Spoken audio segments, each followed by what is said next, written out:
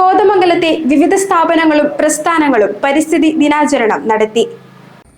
കോട്ടപ്പടി മാർ ഏലിയാസ് കോളേജിൽ NSS, forestry club, Bhoomithra സേന എന്നിവയുടെ സംയുക്താഭിമുഖ്യത്തിലാണ് പരിസ്ഥിതി ദിനാചരണം സംഘടിപ്പിച്ചത്. Social forestry range officer A. Lakshmi ഉദ്ഘാടനം നിർവഹിച്ചു.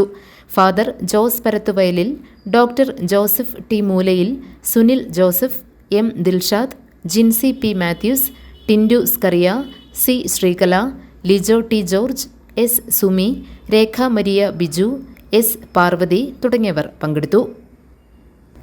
കോതമംഗലം MA കോളേജിലെ NCC കേഡറ്റുകൾ പരിസ്ഥിതി ദിനാചരണത്തിന്റെ ഭാഗമായി അയ്യപ്പൻമുടിയിൽ ശുചീകരണ പ്രവർത്തനവും ബോധവൽക്കരണവും നടത്തി. Municipal vice chairman Prince Varkey ഉദ്ഘാടനം നിർവഹിച്ചു.